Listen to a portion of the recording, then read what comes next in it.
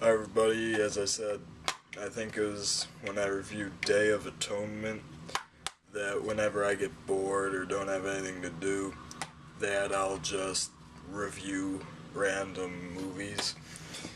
So here we go with one I just got yesterday. Today is Sunday, and this DVD I just got yesterday, Saturday, with this gift card I had.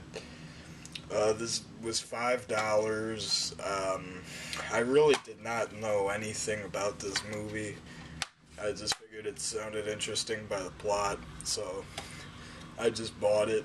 It was the remake of Cape Fear with Robert De Niro and Nick Nolte. Then besides them, you have Joe Don Baker, Juliette Lewis, Robert Mitchum, and Gregory Peck. It's interesting because in the original Cape Fear from the 60s, which I have not seen, they actually had, the two stars were Gregory Peck and Robert Mitchum. And I think Martin Balsam was in the original too. I don't know, but he's in this, Martin Balsam. This is Robert De Niro. Most of you nowadays would probably know Robert De Niro from Meet the Parents, Meet the Fockers, Little Fockers, those. He's pretty young in this. This is 1991.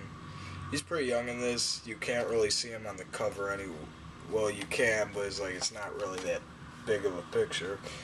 So getting into it, it starts off, we have Robert De Niro's character, Katie, getting released from like 15 years in prison.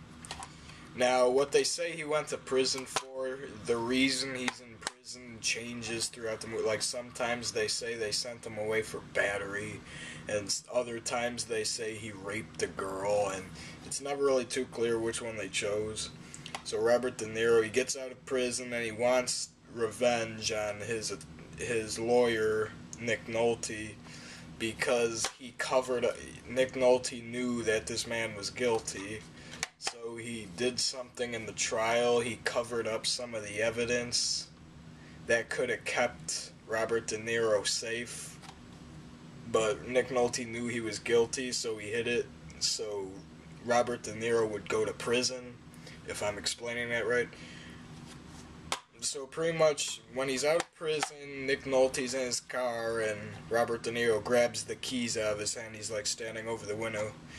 I don't know if this is usual, but Robert De Niro just sounds like Randy Quaid in this movie to me. To me, I don't know if that's what anybody else, but he sounds like Randy Quaid. He's like, "Hey, counselor." I can't do a good southern impression, but, "Hey, counselor." I can't do it, but he calls him counselor throughout the movie, and he basically starts stalking him and his whole family. He starts getting sexual fantasies within Nick Nolte's daughter in the movie. And the daughter in the movie also played the daughter in Christmas Vacation. She played Audrey in Christmas Vacation. This came after that, though. Yes, then you have like scenes where Nick Nolte is having an affair with his wife, played by Jessica Lange. Him and his new partner, or woman he's having an affair with, like they go out and play racquetball, and soon Robert De Niro's character tracks the girl that he was cheating on down, and they get drunk in this club together, and they go to like this motel or apartment or something like that. And Nick Nolte handcuffs, or not Nick Nolte, Robert De Niro handcuffs the girl Nick Nolte was having an affair with. And it's kind of weird. He bites her cheek and peels some of the skin off, which I thought was kind of strange. Like, why would you do that? And he pretty much just beats her. You don't really see him beating her. You see the silhouette through the window of him going, like that. So when she's in the hospital, you find out he did not kill her, but she's in the hospital in bad condition, and Nick Nolte goes to visit her. She told the doctors and the nurses that she fell down the stairs, so obviously we know why. So she tells Nick Nolte about it and why she can't testify about him. when Nick Nolte gets back to his office, he gets notified that their dog wound up getting murdered. And he's pretty much leading to conclusion that Robert De Niro's character Katie is the one killing these people, while their daughter Danielle, they get this call from, the daughter gets a call from Robert De Niro's character telling her to meet him at the school theater. She does, and like her and him have this conversation, and then he's like, "Can I put my arm around you?" And like he puts his arm around her, and then they sort of French, and he's leaving her like all these sex tip books, like to study over, because he's calling himself her teacher. He plays a screwed up guy in the movie. Look at his eyes on the cover there. And so they get like he meets Nick Nolte at a bar. He records their conversation over tape, plays it to the jury, and they give Nick Nolte a restraining order from him. So he gets this private detective played by Joe Don Baker. He hires these 3 gangbangers to beat Robert De Niro up. They've got metal bats and chains, and somehow Robert De Niro is still able to beat them all up. I don't know how. And so then they're all staying in Nick Nolte's house. They have like this thing up. They put a teddy bear on the chair connected to the doorknob, and if the teddy bear moves, they know that's when they're trying to open the door. The teddy bear moves, and the private detective goes to look for her while the whole family's upstairs sleeping. They hear like a bunch of noises coming from downstairs, so they go down. Yeah, they go down, and the private detective walks into the kitchen. He thinks he sees their maid doing the dishes, because you see the maid outfit, and Robert De Niro's got pretty long hair in this movie, going down to here, I want to say. It's pretty long. So you only see him from behind. He thinks it's the maid, but it's Robert De Niro wearing the maid's clothes. So he kills the private detective, and you find out that he killed the maid.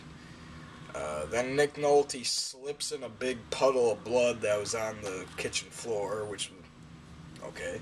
That was a little random. So then they end up escaping into a houseboat, but Robert De Niro follows them to the houseboat by strapping himself on the bottom of their car. And then there's pretty much the showdown of the movie. There's like this big rainstorm, and they're fighting each other on the boat through the shifting rainstorm. They're hitting all these sticks, branches, rocks under the water. At one point he throws Robert De Niro off, but he grabs the anchor cord and crawls back on. And then the boat like hits a ravine or something. The wife, Jessica Lange, and their daughter jump off the boat and swim for it, while it's just Robert De Niro and Nick Nolte left on the boat. And their boat gets totaled because they hit like a bunch of rocks. But Nick Nolte took the handcuffs that he used to tie up the girl that he was having an affair with, and he puts the handcuff on the bottom of the pole that was supporting the kitchen table, and then puts the other end of the handcuff on Robert De Niro's foot. And so once he drives off, they're pretty much stoning each other, throwing rocks at one another. And then eventually Nick Nolte grabs this huge boulder, but before he throws it down, tries to smash his head with it, but Robert De Niro gets pulled in the water by the wave as he's handcuffed to the pole, and he pretty much, you see him sink, then occasionally he pops back up, goes back down, pops back up, then he disappears. The ending shot of the movie, you have the zooming in on the daughter's eyes, just like with a psychotic look in their eyes, so you think, is the daughter going to grow up to be a killer now? And that's well, then, like, you get this really weird scene, like, after the credits are done, when the credits are all over, all the credits are done, every single one of the end credits done, you hear, like, this water tinkling sound, sort of like rain, and then you hear people screaming, and then it ends. Which I really did not understand. Was it him coming back from under the water killing them, or was that just like a shock thing or something meant to scare you? You go watch this, because when the credits are all done reading at the very end of the movie, it says, this motion picture is rated R. Right as that, you hear like sounds of like rain. It sounded like rain hitting the thing, like water tinkling. And like a group of people screaming, and I didn't get it. But it's a weird ending, but a hidden ending, I should say.